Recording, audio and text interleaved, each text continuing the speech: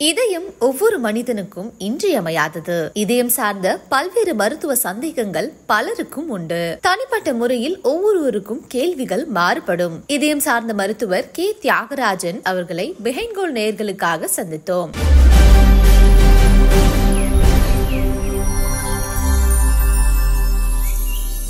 இன்று உலகின் உயிரிழப்புக்கு முதல் காரணம் இதய நோய்தான் என்கிறார்கள். இதற்கு என்ன காரணம் டாக்டர்? அதற்கு பல வகையான காரணங்கள் இருக்கின்றன. முதல் காரணம் நம்மளுடைய வாழ்க்கை முறை. நாம் ஒவ்வொரு நாளும் நம்ம ஸ்ட்ரெஸ்ஸில் வாழ்ந்து கொண்டிருக்கிறோம். நம்மளுடைய தூக்கம் நேரம் குறைகின்றது. இன்னொன்று நமக்கான நான் communicable disease, diabetes, hyper tension இவை அதிகமாக இருக்கின்றன. நம்மளுடைய உணவு பழக்க வழக்கங்கள் மாறிக்கொண்டே இருக்கின்றன. பொல்யூஷன் அதிகமாக இருக்கிறது. நியூ டெல்லியில் ஏர் பொல்யூஷன் அதிகமாக இருக்கிறது. அங்கு இருதய பிரச்சனை அதிகமாக வரும். இளம் வயதிலேயே இன்று அதிகமாக மாரடைப்பு மூலம் மரணம் அதிகரித்துள்ளதே கொரோனா பாதிப்பா டாக்டர்? கொரோனா பாதிப்பு ஒரு 20% என்று எடுத்துக்கொள்ளலாம். மற்றபடி இப்பொழுது ஒவ்வொருத்தருடைய வாழ்க்கை முறை, ஸ்ட்ரெஸ், தூக்கமின்மை, லைஃப் ஸ்டைல் சேஞ்சஸ், பழக்க வழக்கங்கள், அவருடைய மது பழக்க வழக்கங்கள், சிகரெட் குடி பழக்க வழக்கங்கள் மற்றும் போதைப் பொருட்களுக்கு அடிமையானது மற்றும் ஜெனட்டிக் ஃபேக்டர்ஸ் எல்லாவற்றையுமே கலந்துதான் நடைபெற்று வருகிறது. சரியான உணவு முறை இல்லாததுதான் இதயத்தை பாதிக்கிறதா சொல்றாங்க. எந்த மாதிரி உணவு எப்படி எடுத்துக்கலாம் டாக்டர்? 100% நம்ம உணவு என்று 100% எடுத்துக்கொண்டோம் என்றால் அவற்றில் 40% 50% கார்போஹைட்ரேட் இருக்க வேண்டும், 30% புரோட்டீன் இருக்க வேண்டும், 20% ஹெல்த்தியான ஃபேட் இருக்க வேண்டும் மற்றும் வெஜிடபிள்ஸ், மைக்ரோ நியூட்ரியன்ஸ் அவைகளை எடுத்துக்கொள்ள வேண்டும். சவுத் இந்தியன் உணவுகள் மோஸ்ட்லி கார்போஹைட்ரேட் சார்ந்தே இருக்கின்றன. இதயத்துக்கு ஹெல்த்தியான உணவு என்றால் மேற்கொண்ட விகிதாச்சாரத்தில் நாம் எடுத்துக்கொள்ளலாம். எடுத்துக்காட்டாக அசைவம் சாப்பிடுவார்கள் என்றால் காலையில் ஒரு முட்டை எடுத்துக்கொள்ளலாம். ஒரு ஹோல் முட்டை, வெள்ளைக்கரு மற்றும் மஞ்சள் கரு எல்லாவற்றையுமே சேர்த்து எடுத்துக்கொள்ளலாம். மற்றும் பழங்கள் கொஞ்சம் எடுத்துக்கொள்ளலாம். அதுக்கப்புறம் கார்போஹைட்ரேட்ஸ் ஒரு 2 இட்லியோ இல்லை 2 தோசையோ அந்த மாதிரி உணவுகளை எடுத்துக்கொள்ளலாம். 11 மணி போல் ஹெல்த்தியான ஸ்நாக்ஸ் என்றால் வேர்க்கடலை, பட்டாணி, சுண்டல் அவை மாதிரி எடுத்துக்கொள்ளலாம். மற்றும் மதிய உணவுகளில் காய்கறியின் அளவை சேர்த்து அதிகமாக எடுத்துக்கொண்டு கார்போஹைட்ரேட் சாதத்தின் அளவையும், அது சப்பாத்தி என்றால் சப்பாத்தியின் எண்ணிக்கையும் குறைத்துக் கொள்ளலாம். இரவு நேரத்தில் மிகவும் சீக்கிரமாக 7 மணி போல் சாப்பிட்டு சீக்கிரமாக உறங்கினால் மிகவும் நல்லது இதயத்திற்கு. இதய வாழ்வு பிரச்சனைகளுக்கு இப்ப ஓபன் சர்ஜரி தேவையில்லை, புது டெக்னாலஜி வந்திருக்குன்னு சொல்றாங்க. எளிமையா விளக்கம் தர முடியுமா? நிச்சயமா வந்திருக்கு. எப்படி நம்ம ஹார்ட் அட்டாக்கு ஸ்டென்ட் பண்றோமோ, கால் ஊசி வழியா போய் மினிமல் இன்வேசிவ் அதாவது ஆஞ்சியோபிளாஸ்டி பண்றோமோ, அது மாதிரி இருதய வால்வுகளுக்கு நாம் கால் வழியே இரத்த நாளங்கள் வழியாக சென்று வால்வுகளை மாற்றி வைக்க முடியும். நிச்சயமாக வந்திருக்கிறது. But durability of the valves அதில் இன்னும் கொஞ்சம் முன்னேற்றம் ஏற்பட காலம் தேவை இருக்கிறது. அந்த வகையான மருத்துவர்கள் நன்றாக பண்ணி கொண்டிருக்கிறார்கள். தூக்கம் இல்லாததால் தான் தூங்கும் போதே மாரடைப்பு வருதா? அவ்வாறு சொல்ல முடியாது. தூங்கும் போது மாரடைப்பு வருவதற்கு தூக்கமின்மை மற்றும் காரணம் இல்லைன்னு சொல்ல முடியாது. பட் தூக்கமின்மை இஸ் ஒன் ஆஃப் தி முக்கியமான காரணம்.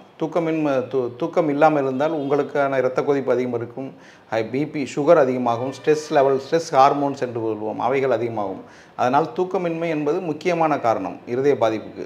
எடுத்துக்காட்டாக நாங்கள் இப்பொழுது நிறைய 30 வயது 40 வயது ஆண்களுக்கும் பெண்களுக்கும் மாரடைப்பு பார்க்கிறோம். அவர்களுடைய ஹிஸ்ட்ரியை கேட்டால் அவர்கள் எய்தர் ஆட்டோ டிரைவர்ஸ் ஆர் நைட்டில் ஷிஃப்ட் பண்ணுறது ப்ரொஃபஷன்ஸ், ஐடி ப்ரொஃபஷன்ஸாக இருக்கிறார்கள். தூக்கமின்மை நிச்சயமாக ஒரு முக்கியமான காரணம். சர்க்கரை வியாதி மாதிரியே இதய நோயும் பரம்பரை வியாதியா? நிச்சயமாக பரம்பரை வியாதி. உங்கள் அப்பா அம்மாவிற்கு இல்லை அண்ணன் அக்கா தங்கச்சிகளுக்கு இருந்தால் நிச்சயமாக உங்களுக்கு வர்றதுக்கான வாய்ப்புகள் அதிகம். ஒவ்வொரு அப்பாவிற்கு இருந்தால் உங்களுக்கு வர்றதுக்கான பர்சன்டேஜஸ் அதிகமாக இருக்கும். 30%, 50% சொல்லுவோம்.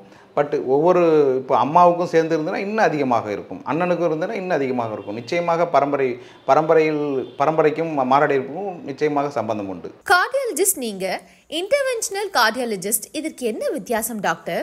கார்டியாலஜிஸ்ட் என்பவர்கள் காலங்காலமாக நாங்கள் மருந்துகளை மட்டும் வைத்தியம் செய்து கொண்டிருப்பவர்கள். இன்டர்வென்ஷன் கார்டியாலஜிஸ்ட் என்பவர்கள் ஏதாவது இரத்த நாளங்கள் வழியாக சென்று மாரடைப்புக்கான பிளாக்கை ஸ்டென்ட் வைத்தோ அல்லது அடைத்த வால்வுகளை புதுசாக வால்வு வைத்து ரீப்ளேஸ் பண்ணுறதோ அல்லது கிளாட் ஆனதை கத்தீட்டர் வைத்து எடுக்கிறதோ அவ்வாறு செய்பவர்கள் இன்டர்வென்ஷனல் கார்டியாலஜிஸ்ட். அதாவது சர்ஜிக்கல் ஃபீல்டு மாதிரி சொல்லலாம். கார்போஹைட்ரேட் உணவு, புரோட்டீன் உணவு எப்படி எடுத்துக்கணும்? கார்போஹைட்ரேட் நம்முடைய உணவில் நிச்சயமாக 40% அட்லீஸ்ட் இருக்க வேண்டும். ஹெல்த்தியான கார்போஹைட்ரேட்ஸ், காம்ப்ளெக்ஸ் கார்போஹைட்ரேட்ஸ் எடுத்துக்கணும். ரிஃபைன்டு சுகர்ஸ் எடுத்துக்கிறத குறைச்சிக்கணும். ரிஃபைன்டு சுகர்ஸ்னால் மைதாவில் ஆனது, எக்ஸாம்பிள் புரோட்டா, கேக்ஸு இதெல்லாம் குறைத்து கொண்டு காம்ப்ளெக்ஸ் கார்போஹைட்ரேட்ஸ், மில்லட்ஸ் எடுத்துக்கலாம். காலை, மதியம், இரவு உணவு முறை இன்றைக்கும் மாறியிருக்கு. இது சரியா டாக்டர்? நிச்சயமாக சரியில்லை. இப்பொழுது இரவு தான் அதிகமாக அது ஹெவியான உணவை உண்கிறோம் நாம் அனைவரும். அதுவும் இந்த ஜெனரேஷன் இப்போ உள்ள 30 வயது 20 வயது ஆண்களும் பெண்களும் இரவு தான் அதிகமாக சாப்பிடுகிறார்கள். அவ்வாறு சாப்பிடக்கூடாது. காலையில் நீங்கள் வந்து ஒரு ராஜா போல் உண்ண வேண்டும். மதியம் அதற்கு கம்மியாக உண்ண வேண்டும். இரவு ஒரு பிச்சைக்காரனை போல் உண்ண வேண்டும். இரவு ரொம்ப கம்மியாக சாப்பிடணும். அதுதான் நல்லது. ஏன்னா இரவு நீங்கள் தூக்கத்துக்கு போகிறீங்க.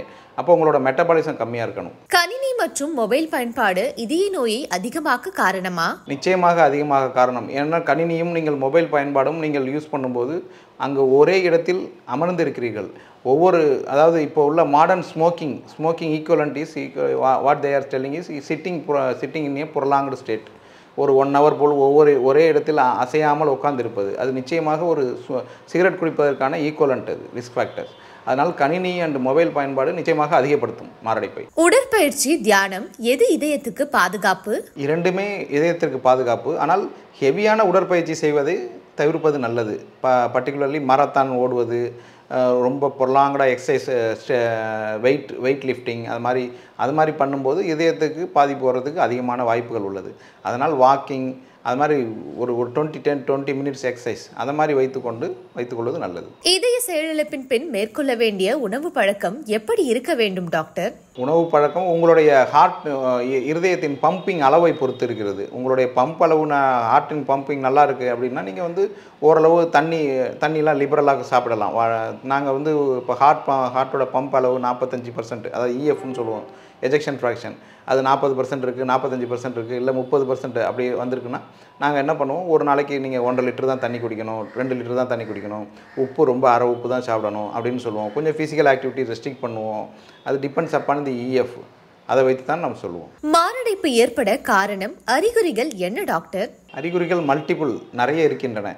காரணம் ஏஜிங், அனதர் ஒன்று ஸ்ட்ரெஸ், இன்னொன்று தூக்கமின்மை, இன்னொன்று இரத்த கொதிப்பு, ஹைப்பர் டென்ஷன், டயபெட்டிஸ், இன்னொன்று ஃபேமிலி ஹிஸ்ட்ரி, உங்கள் ஃபேமிலியில் இருக்கிறது. இந்த மாதிரி multiple risk factors are there மாரடைப்பு வருவதற்கு. பட் அறிகுறிகள் என்று கேட்டால் நாம் காலங்காலமாக சொல்வது நெஞ்சு வலி இருக்கும், லெஃப்ட் ஹேண்ட் சைடு வலிக்கும், அது வந்தால் உங்களுக்கு மாரடைப்பு வந்துடுச்சு அப்படின்னு சொல்லுவாங்க. பட் வெறும் நெஞ்சு வலி மட்டும் ரிஸ்க் இல்லை. கை வலி, வெறும் கையில் மட்டும், லெஃப்ட் கையில் மட்டும் வலிக்கிறது, ஈவன் சம்டைம்ஸ் ரைட் ஆர்மில் மட்டும் வலிக்கிறது, லெஃப்ட் ஷோல்டரில் வலிக்கிறது, லெஃப்ட் ஆர்மில் வந்து நம்னஸ் இருக்கிறது, லெஃப்ட் ஃபோர் ஆர்மில் நம்னஸ் இருக்கிறது, த்ரோட்டில் வந்து பேர்னிங் சென்சேஷன் இருக்கிறது, த்ரோட்டை வந்து அமுக்கிற மாதிரி இருக்கிறது, நெஞ்சில் ஹெவினஸ் இருக்கிறது, அப்புறம் படபடப்பு இருக்கிறது, அப்புறம் மூச்சு வாங்குதல், நடந்தால் மூச்சு வாங்கிறது, ஈவன் அப்பர் பேக் பெயின், மேல் முதுகில் வலி வருவது, இவை எல்லாமே நெஞ்சு வலிக்கான அறிகுறிகள். ஹார்ட் அட்டாக் வந்தா மருத்துவமனை செல்வதற்கு முன் எந்த மாத்திரை வீட்டில் இருக்க வேண்டும்? யூஸ்வலாக ஹார்ட் அட்டாக் வந்தால் நீங்கள் இந்த ஆஸ்பிரின் மாத்திரை 75 மில்லிகிராம் சொல்லுவோம், அது ஒரு 4 மாத்திரை எடுத்துக்கணும். அப்புறம் குளோபிடோக்ரல்ங்கிற மாத்திரை இருக்குது, அது கூட 75 மில்லிகிராம் வருது, அது வந்து ஒரு 4 மாத்திரை எடுத்துக்கணும். அட்ரோஸ்டாட்டின்னு ஒரு மாத்திரை இருக்குது, அது ஒரு 80 மில்லிகிராம் எடுத்துக்கணும். இதுதான் நாங்கள் வந்து லோடிங் டோஸ்ன்னு சொல்லுவோம். இதுதான் உடனே கொடுக்க சொல்லுவோம். இவையான மருந்துகள் இருந்தால் நல்லது. வலியை குறைப்பதற்கு நாங்கள் சார்பிட்ரேட்டுங்கிற மாத்திரை கொடுப்போம். நாக்கு கடியில் வச்சுக்க சொல்லுவாங்க, சில டைம் முழுங்க சொல்லுவாங்க. நாக்கு கடியில் வச்சுக்கிட்டால் உடனே ஒர்க் பண்ணும் பிளட்டில் போயிட்டு. அது சார்பிட்ரேட் மாத்திரைகள். மாரடைப்பு வந்தால் ஹாஸ்பிட்டல் போகும் வரை செய்யும் முதல் உதவி பற்றி சொல்லுங்க. அது ஒவ்வொருத்தரோட கண்டிஷன், மெடிக்கல் கண்டிஷனை பொறுத்து இருக்குது. இப்போ அவருக்கு மாரடைப்பு வந்திருக்கு, அவருக்கு பிபி எப்படி இருக்குது, பல்ஸ் எப்படி இருக்குது, அவரோட ஜென்ரல் கண்டிஷன் எப்படி இருக்குது, அதை பொறுத்து தான் இருக்குது. இப்போ ஒருத்தர் மாரடைப்பு வந்து மயக்கமாயிட்டார், பல்ஸ் இல்லை, பிபி இல்லைன்னா அவரை நம்ம என்ன பண்ணணும், சிபிஆர் பண்ணி தான் எடுத்துகிட்டு போகணும். இப்போ ஒருத்தருக்கு மாரடைப்பு வந்திருக்கும், அவர் ஹெல்த்தியாக இருப்பார், பெயின் மட்டும் தான் இருந்துகிட்டு இருக்கும், அவரை நீங்கள் இப்போ ஒரு ஸ்ட்ரெச்சரில் வச்சு ஆம்புலன்ஸில் வச்சு டிரான்ஸ்போர்ட் பண்ணலாம். அவருக்கு நீங்கள் லோடிங் டோஸ் கொடுத்துக்கலாம். ஒவ்வொருத்தரோட மெடிக்கல் கண்டிஷனை பொறுத்து இருக்குது மாரடைப்பு வந்த பிறகு. ஜென்ரலாக நீங்கள் வந்து ஒரு ஆஸ்பிரின் மாத்திரையும் அட்ரோஸ்டாட் மாத்திரையும் அவர் அது என்ன ஸ்ட்ரெயின் பண்ணாமல் அவரை ஒரு ஸ்ட்ரெச்சர்லேயோ ஒரு அட்லீஸ்ட் ஒரு வீல் சேர்லேயோ வச்சு நீங்கள் எடுத்துகிட்டு போகிறது நல்லது. ஸ்டண்ட் வைத்த நபர் ஒரு நாளைக்கு 3 வேளையும் 10 மாத்திரை எடுத்துக்கொள்வதால் சிறுநீரக செயல் இழப்பு வருமா? நிச்சயமாக அவ்வாறு வர்றதுக்கான வாய்ப்புகள் மிக மிக கம்மி. அவ்வாறு இல்லை. இதய நோயாளிகள் வாழ்நாள் வரை மாத்திரைகள் எடுத்துக்கொண்டே இருக்க வேண்டுமா? நிச்சயமாக எடுத்துக்கொள்ள வேண்டும். நாங்கள் ஸ்டென்ட் வைத்த பிறகு 1 வருடத்திற்கு நிச்சயமாக அதிகமான மாத்திரைகளை கொடுப்போம். 1 வருடத்துக்கு அப்புறம் ஆஸ்பிரின் அல்லது குளோபிடோக்ரல் என்ற மாத்திரைகளும் ஸ்டாட்டின், அட்ரோஸ்டாட்டின் என்ற மாத்திரைகளும் உங்களோட எல்டிஎல் லெவல், கொலஸ்ட்ரால் லெவலை பொறுத்து இருக்குது, நாங்கள் மாத்திரைகளை குறைத்துக் கொள்வோம். இப்போது உலக அளவில் ஏஐ டெக்னாலஜி மருத்துவ முறையில் எந்த அளவுக்கு உதவுகிறது டாக்டர்? நிச்சயமாக நாம் பயன்படுத்தி தான் ஆக வேண்டும். எதிர்வரும் காலங்களில் நிச்சயமாக நாம் அடாப்ட் செய்து அதற்கான பயன்படுத்தி தான் ஆக வேண்டும். இன்னொன்று என்னவென்றால் ஏஐயோட ஹெல்ப்பை நாம் யூஸ் பண்ணிக்கலாம். But decision making depends upon the individual doctors, அதாவது இண்டிவிஜுவல் ஃபிசிஷியன்ஸ். சின்ஸ் நாம் உயிரினங்கள் எல்லாம் பயாலஜிக்கல் ஸ்பெசிமென்ஸ். நாம் ஒவ்வொரு புரோட்டோகால் படி ஏஐ வைத்து நாம் எல்லா முடிவுகளையும் எடுக்க முடியாது.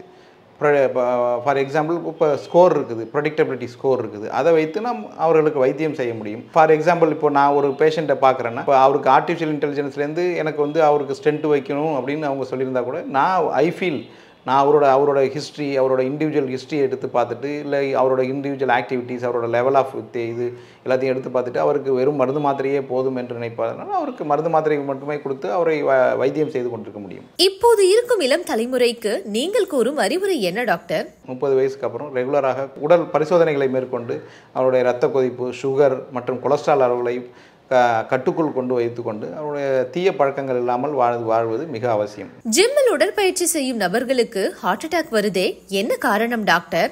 யூஸ்வலாக நமது இரத்த நாளங்களில் கொழுப்பு படிந்து அத்திரோஸ்க்ளரோசிஸ் என்று சொல்லுவோம். அவை even after birth, immediately after birth it ஸ்டார்ட்ஸுங்கிறாங்க பெத்தாலஜி படி. பட் என்ன ஆகும்னா அவங்களுக்குலாம் ஒரு பிளாக் இருந்துகிட்டு தான் இருந்திருக்கும். அவங்க ஓவராக ஸ்ட்ரெயின் பண்ணும்போது அந்த பிளாக் ரப்சர் ஆகி திடீர்னு அட்டாக் வரலாம். இல்லாட்டி இன்னொரு விஷயம் இருக்குது, ஹார்ட் டிசெக்ஷன்.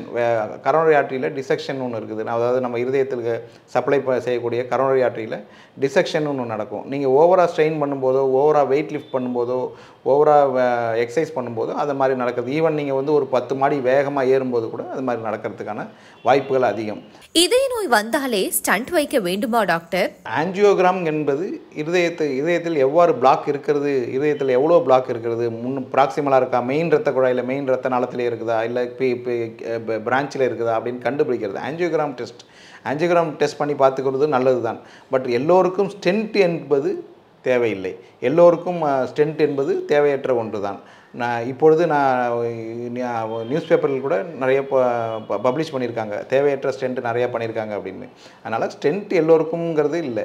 ஈவன் 30 to 40% நீங்கள் மருந்து மாத்திரையிலே குணமாகும். ஆஞ்சியோ பண்ணிவிட்டு நீங்கள் அதோட அனாட்டமி பேட்டர்ன் பார்த்துட்டு உங்களோட மருத்துவ டெசிஷன் தான் அது. சமீபத்தில் டாட்டூ கலைஞர் அறுவை சிகிச்சை நிபுணர் போல செய்வது சரியா? நிச்சயமாக தவறான முன்னுதாரணம்.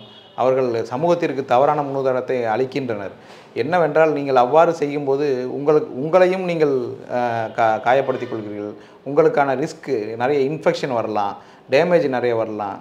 அதனால் அது ரொம்ப தவறான முன்னுதாரணம். அது பண்ணாமல் இருக்கிறது நல்லது. ஈவன் இப்போ முன்னாடிலாம் இப்போ இந்த டேட்டூ பச்சை குத்திக்கிறதே ஒரு டபுன்னு வச்சுருந்தாங்க. இப்போ தான் எல்லோரும் பச்சை குத்திட்டு இருக்காங்க. நம்ம சமூகத்தில் பச்சை குத்திக்கிறதே டபு.